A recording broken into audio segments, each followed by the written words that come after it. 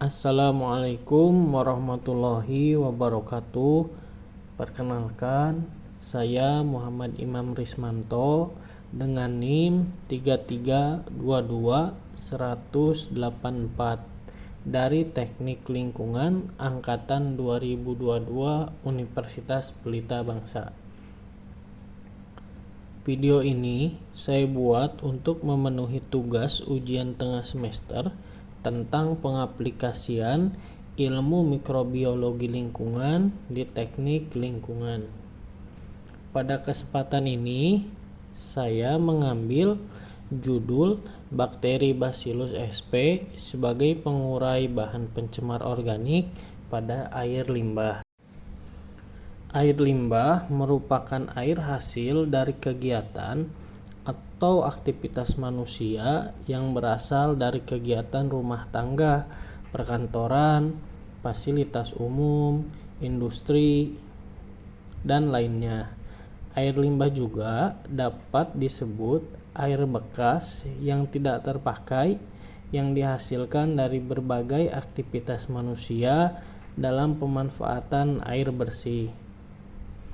Air limbah yang tidak diolah dan dibuang ke media lingkungan secara terus-menerus akan mengakibatkan pencemaran dan akan memberikan dampak negatif terhadap lingkungan dan manusia.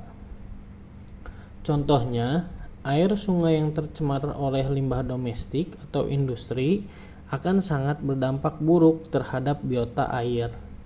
Karena biota air yang menempati area sungai akan mengalami kematian. Lebih buruknya, biota air berpotensi kehilangan habitatnya dan berdampak pada kepunahan spesies biota perairan. Hal ini juga akan berdampak buruk terhadap keberlangsungan aktivitas manusia di area sungai.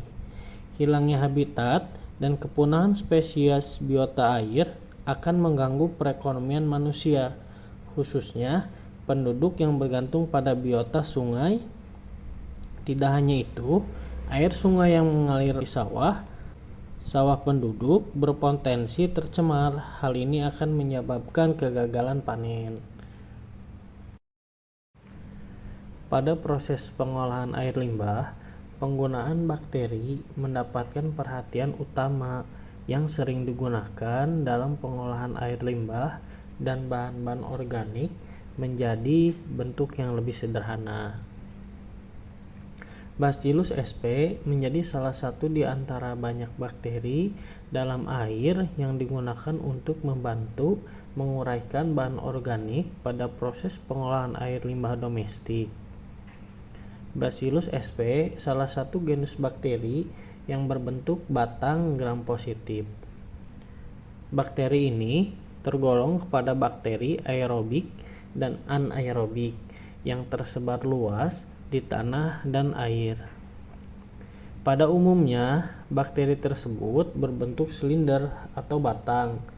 Bakteri kelompok Bacillus merupakan bakteri berukuran antara 0,3 sampai 2,2 mikron. Sebagai besar bersifat motil dan memiliki flagellum khas lateral. Kelompok Bacillus umumnya berbentuk endospora, tidak lebih dari satu sel sporagium. Bacillus sp memiliki kemampuan degradasi lemak dalam limbah cair dengan konsentrasi yang cukup tinggi. Dalam penanganan air limbah, mikroorganisme merupakan dasar fungsional untuk sejumlah proses penanganan. Proses penanganan air limbah secara biologi terdiri atas campuran mikroorganisme yang mampu memetabolisme limbah organik. Hal utama yang perlu diperhatikan dalam pengolahan air limbah menggunakan mikroorganisme dalam pengolahan air limbah secara biologis adalah pengembangan dan pemeliharaan kultur mikroba yang cocok untuk mengolah limbah tersebut, karena tidak semua organisme cocok.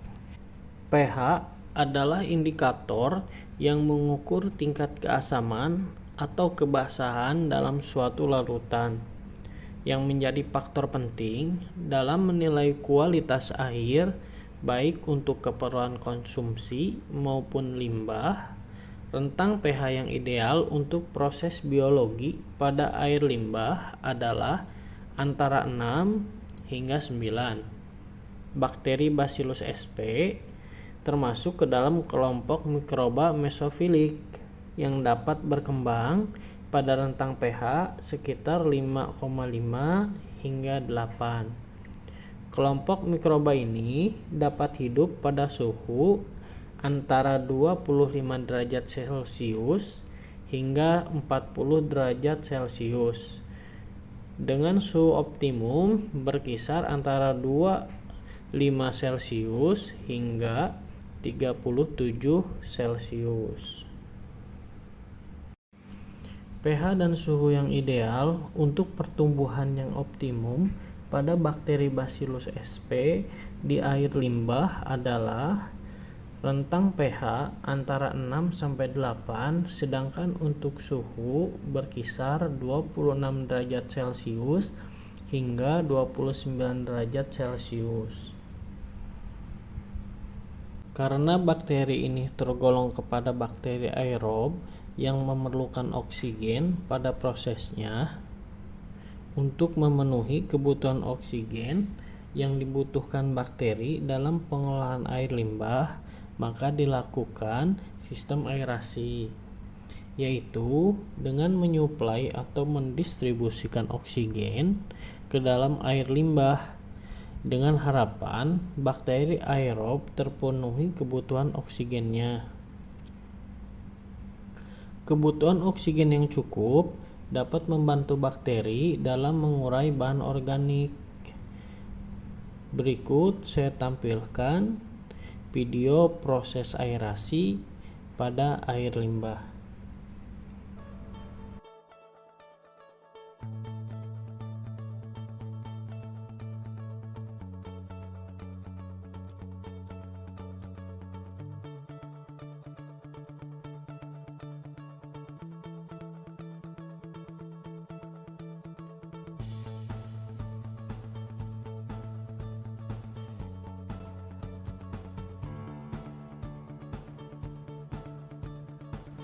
Pada tahapan proses pengolahan air limbah dari kegiatan aktivitas manusia yang berasal dari kegiatan domestik, perkantoran, fasilitas umum, industri, dan lainnya akan dialirkan menuju unit barscreen. Unit ini merupakan tahapan awal yang berfungsi untuk menyaring material-material yang tidak dibutuhkan pada proses pengolahan air limbah seperti plastik, kain, dan lainnya yang sekiranya berpotensi menyumbat aliran pipa dan mengganggu kinerja pompa. Tahapan selanjutnya, air limbah masuk ke tahapan ekualisasi. Pada bak ekualisasi, air limbah ditampung sehingga memiliki karakteristik yang sama dan dengan debit yang stabil.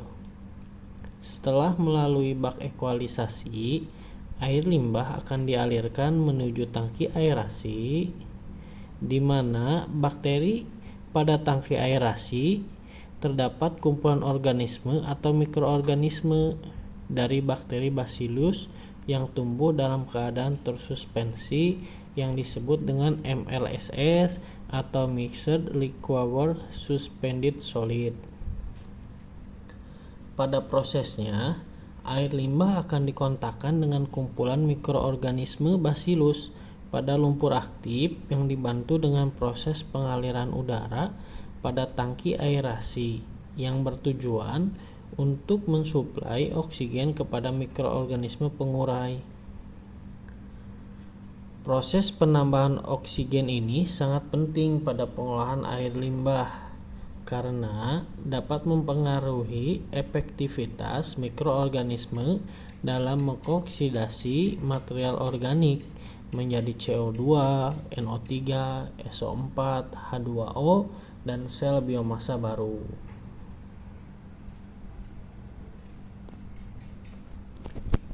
Pada tahapan selanjutnya, air limbah yang berada pada tangki aerasi akan dialirkan menuju tangki pengendapan. Pada tahapan ini, blok-blok yang berisikan mikroorganisme akan mengendap di bawah tangki penjernihan.